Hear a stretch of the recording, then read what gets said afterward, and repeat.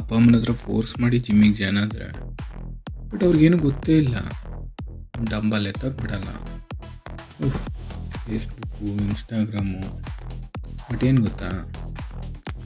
So hi hello ನಮಸ್ತೆ ಕರ್ನಾಟಕ, ನಮಸ್ತೆ ಗುರು. Day 17 of winter ಸೀರೀಸ್ಗೆ ನಿಮ್ಮೆಲ್ಲರಿಗೂ ಸ್ವಾಗತ ಸುಸ್ವಾಗತ. ಹಾಗೆ ಬೆಳಗಿನ ಶುಭೋದಯಗಳು. ಇವತ್ತು ಆ್ಯಕ್ಚುಲಾಗಿ ನಂದು ಲೆಗ್ ವರ್ಕೌಟ್ ಇದೆ. ಡೈಲಿ ಅದೇ ವರ್ಕೌಟು ಅದೇ ವಿಡಿಯೋ ನಿಮಗೂ ನೋಡಿ ಬೇಜಾರಾಗಿರುತ್ತೆ.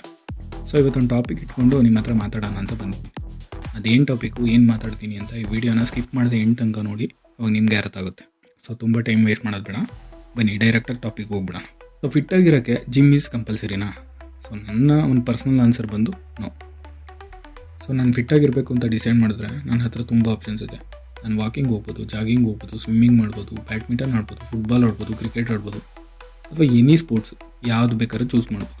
ಬಟ್ ನಾನೊಬ್ಬ ಫಿಟ್ನೆಸ್ ಇನ್ಫ್ಲೂಯೆನ್ಸರ್ ಆಗ್ತೀನಿ, ನಾನೊಬ್ಬ ಫಿಟ್ನೆಸ್ ಮಾಡಲ್ ಆಗ್ತೀನಿ ಅಂತ ಹೇಳಿದ್ರೆ ಮಾತ್ರ ನಿಮಗೆ ಜಿಮ್ಮಿನ ಅವಶ್ಯಕತೆ ತುಂಬ ಇದೆ. ಸೊ ಇವಾಗಿನ ಜನ್ರೇಷನ್ ಹುಡುಗಿ ಫೇಸ್ಬುಕ್ಕು, ಇನ್ಸ್ಟಾಗ್ರಾಮು ಅಥವಾ ಬೇರೆ ಯಾವುದೇ ಒಂದು ಸೋಷಲ್ ಪ್ಲ್ಯಾಟ್ಫಾರ್ಮ್, ಅದರಲ್ಲಿ ಫಿಟ್ನೆಸ್ ಇನ್ಫ್ಲೂಯೆನ್ಸರು, ಫಿಟ್ನೆಸ್ ಮಾಡಲ್ಲು ಇವ್ರನ್ನೆಲ್ಲ ನೋಡ್ಬಿಟ್ಟು ನಾನು ಈ ಥರ ಇರಬೇಕು, ನಂದು ಒಂದು ಪ್ರೊಫೈಲ್ ಕ್ರಿಯೇಟ್ ಮಾಡಬೇಕು ಅಂತ ಹೇಳ್ಬಿಟ್ಟು ಈಗ ಮನೆಗೆ ಹೋಗ್ತೀರಾ, ಅಪ್ಪ ಅಪ್ಪನ ಹತ್ರ ಜಗಳ ಮಾಡ್ತೀರ, ನಾನು ಜಿಮ್ಗೆ ಹೋಗ್ತೀನಿ ಅಂತ.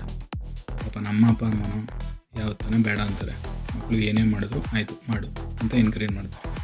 ನೀವು ಹೋಗ್ತೀರಾ ಸೀದಾ ಜಿಮ್ಮಿಗೆ ಜಾಯ್ನ್ ಆಗಿರೋ ಜೋಶಲ್ಲಿ ಒಂದು ದಿನವೂ ಮಿಸ್ ಮಾಡಿದೆ ಕಂಟಿನ್ಯೂಸ್ ಆಗಿ ಜಿಮ್ಗೆ ಹೋಗ್ತಾ ಇರ್ತೀರ. ಟ್ರೈನರ್ ಅಷ್ಟೇ ಕ್ಲೀನಾಗಿ ನಿಮ್ಗೆ ಟ್ರೈನಿಂಗ್ ಕೊಡ್ತಾ ಇರ್ತಾರೆ, ಬಟ್ ಜಾಸ್ತಿ ಹೆವಿ ವೆಯ್ಟ್ ಹೊಡಿಯೋಕ್ಕೆ ಬಿಡಲ್ಲ, ಡಂಬಲ್ಸ್ ಕೊಟ್ಟಾಗ ಬಿಡಲ್ಲ. ಸೊ ನೀವೇನು ಮಾಡ್ತೀರಾ, ಒಂದು ವಾರ ಆಗ್ತಿದ್ದಂಗೆ ಬೇಜಾರಾಗ್ಬಿಟ್ಟು ಮನೆಗೆ ಬಂದ್ಬಿಟ್ಟು ಅಯ್ಯೋ ಅವ್ರು ಡಂಬಲ್ ಎತ್ತಕ್ಕೆ ಬಿಡ್ತಾ ಇಲ್ಲ, ವರ್ಕೌಟ್ ಮಾಡೋಕ್ಕೆ ಬಿಡಲ್ಲ, ಅವ್ನಿಗೆ ಏನೂ ಗೊತ್ತೇ ಇಲ್ಲ ಗುರು ಅಂತ ಹೇಳ್ಬಿಟ್ಟು ಅವ್ರ ಮೇಲೆ ಗೂಬೆ ಕೂರಿಸ್ಬಿಟ್ಟು ಅಂತ ಹೇಳ್ಬಿಟ್ಟು ಸ್ಕಿಪ್ ಮಾಡೋಕ್ಕೆ ಸ್ಟಾರ್ಟ್ ಮಾಡ್ತೀರಾ. ನೀವು ಹೋಗ್ತಾ ಏನಾಗುತ್ತೆ ಅಂದರೆ ನೀವು ಜಿಮ್ಗೆ ಹೋಗೋದೇ ಸ್ಕಿಪ್ ಆಗುತ್ತೆ.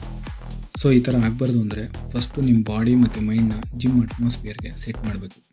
ಅದಕ್ಕೆ ಹೇಗೆ ಸೆಟ್ ಮಾಡಬೇಕು, ಅದಕ್ಕೆ ಏನು ಮಾಡಬೇಕು ಅಂತ ಮುಂದಿನ ವೀಡಿಯೋಗಳಲ್ಲಿ ನನಗೆ ಗೊತ್ತಿರೋದನ್ನ ನಿಮ್ಮ ಹತ್ರ ಶೇರ್ ಮಾಡ್ಕೊತೀನಿ. ಸೊ ಈ ವಿಡಿಯೋ ನಿಮ್ಗೆ ಏನಾದರೂ ಇನ್ಫಾರ್ಮೇಟಿವ್ ಅನಿಸಿದರೆ ದಯವಿಟ್ಟು ಒಂದು ಲೈಕು, ಶೇರು, ಕಮೆಂಟು, ಹಾಗೆ ಒಂದು ಸಬ್ಸ್ಕ್ರೈಬ್ ಮಾಡ್ಕೊಳ್ಳಿ. ಸೊ ಇದಾಗಿತ್ತು ಇವತ್ತಿನ ವಿಡಿಯೋ ಕತೆ. ನಾಳೆ ಸಿಗ್ತೀನಿ ಇನ್ನೊಂದು ವಿಡಿಯೋ ಜೊತೆ. Be happy, be healthy. Until then take care, see you and bye. Please do like, share, subscribe. Thanks for watching.